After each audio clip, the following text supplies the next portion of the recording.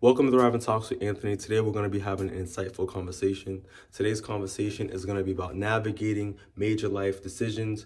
I'm going to be giving you guys framework for making confident choices. So one thing I want to be able to say with you is focus on yourself, and another one is stay in your lane.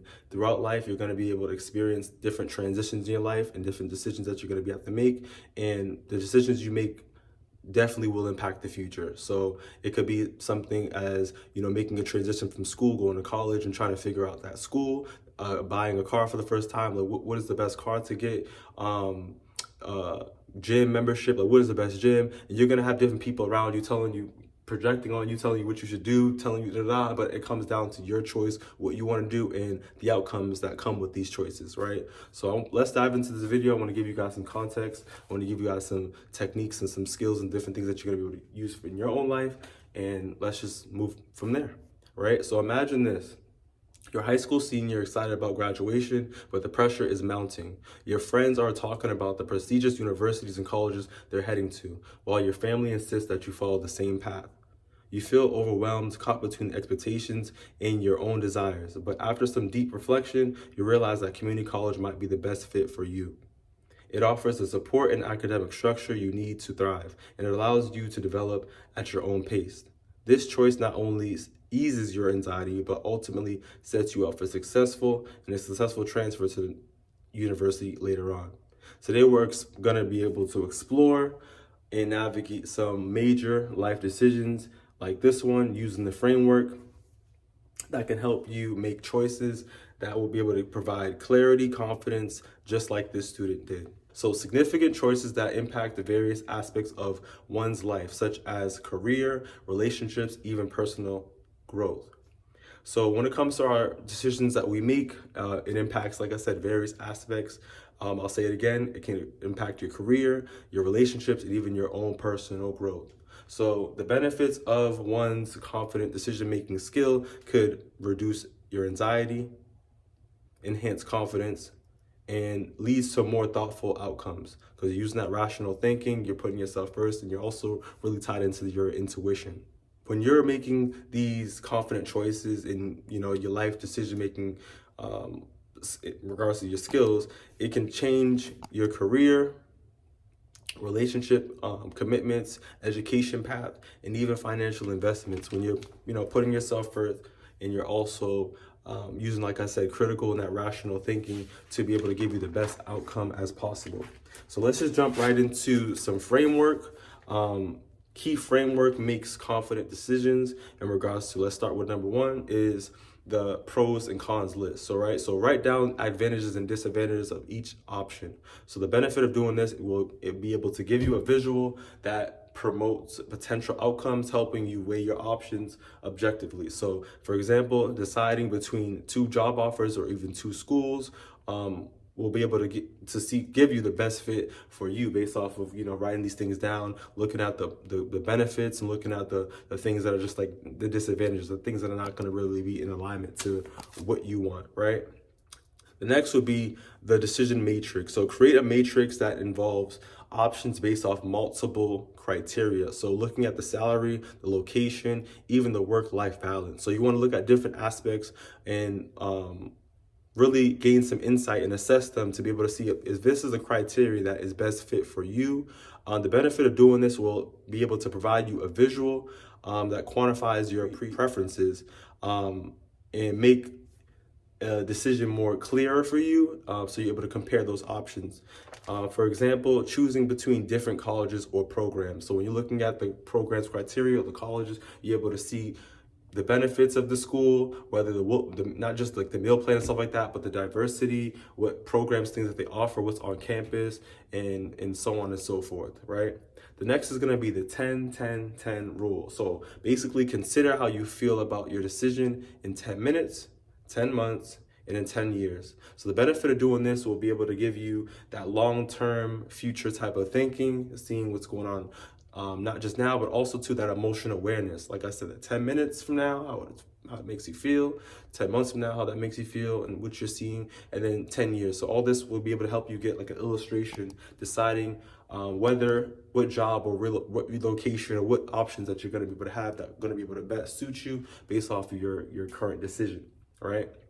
The next is visual techniques. So visual techniques will be able to provide you with the possible future scenario. The benefit of doing the visual technique is it helps you connect emotionally to each option and assess your true desires. So imagine, for an example, in your life, you're looking at different cities, or you're considering different cities to move. So really assessing different cities, the benefits of what part of town, or what it has, what the population, or what things it has going on over there, festivities and all those type of things, or if you want to be in a calmer area. So really assessing yourself, what things that you like, like I said, like pros and cons, and really putting yourself in the best position that you could put yourself in when you're giving yourself that visual. The next is going to be seeking input from trusted sources. So discuss your options with someone that you trust, that you have that safe space with, such as a mentor, friends, or even family. The benefit of doing this, where it offers new perspectives and insights, and may even have you get some more considerations from having an not just objective, but an optimistic, open more mind, right? So talking to someone about what you're thinking of doing in regards to that will help you get some more insight, and you'll be able to build from there. So let's move on to overcoming common, decision-making barriers that people engage with. And we'll just jump into this: the fear of regret. So basically what that is focusing on the information you have rather than what you lack. So remember that no decision is perfect. At the end of the day, life is life. You win some, you lose some, you fall down, you get up, right? So, when it comes to regret, when it comes to decision making, just make sure that it's the best decision for you, right? The only way you're going to feel regret is when you're not doing things that are meant for you to be in your alignment. At the end of the day, you have your own mind, you have your own brain, you're unique, you're special, but you got to realize no one knows you more than you know yourself. So, right? So you won't be going through that regret when you don't really put yourself first. So I advise you to put yourself first, so you avoid that feeling of, or that fear of regret. The next is analysis paralysis, which set a deadline for yourself to make decision-making process and avoid the endless deliberation, so that procrastination. So try your best to set a deadline, use that agenda book, write things down, and really be proactive. Have those goals, have motivational things around you to really have you persevere and make that distinctive decision for the best outcome. The next is social pressure. So prioritize your values and your goals over other expectations. So practice saying no to unwelcoming advice. So make sure that you're putting yourself first. Make sure your needs are on point, your values are on point, your morals and all those type of goals are on point, and everything is for you, right? Sometimes when we sit down with people and they're assessing us and trying to help us out, they can make things about them. So just making sure that the criteria is aimed for outcomes for you when it comes to those social pressure. The next is going to be emotional overload. So use mindfulness techniques to calm your mind and gain clarity before making a choice. So when it comes to overload, when you're dealing with a lot, you try to make a decision. When you rush things, things gonna rush you, and you ain't gonna be there, right? So try to use mindfulness techniques, deep breathing, that meditation. Find a nice little reserved area for yourself to really reflect and think about where you're trying to be, how you're gonna get there. And through this emotional overload, just having that mindfulness technique to give yourself the calmness to make a rational decision for, like I said, the best outcome. So let's jump into practical tips for confident decision-making skills. These are going to be skills to help you rationalize and give you guys the best outcome as possible when you stay in your lane and you're focusing on yourself. So let's start with number one is trust your instincts. Like I said, no one knows you more than you know yourself. So really try to get in tune with yourself and recognize when to listen to your gut and intuition. The next is going to be reflect on your past decisions. Consider what has worked well in your past and apply those to, the lessons. Things that didn't work, don't even, scrap it, keep it moving, look for the better solution. But look at things that worked in your past and move forward. The next would be embrace flexibility. Allow yourself the possible and the potential to change your mind and adapt to new information as it arises. Try not to be rigid, try not to be stagnant, try to engage into new perspectives as people are giving you new information, and you're getting new resources and stuff like that. Really take that into consideration so you're not making things too strainful and stressful. If you can have someone give you some information that can help you save you 5 years of your time or 2 years of your time, listen to it. Why not take that into consideration? But make sure you're listening to your intuition and you're moving as things appease to you. So embrace that flexibility. The next is going to be about commitment to a decision. Once made, fully commit to your choice and proactively take steps to implement it. So when things feel right, you trust your instinct, you reflect on your past decisions, you embrace that flexibility, and you come to a distinct decision, stand on it, move on it, and just really embrace that, because this is going to be the decision that's going to be able to help you move in that position and get you and you're already in that alignment to get where you need to be. So really just trust yourself and commit to that decision.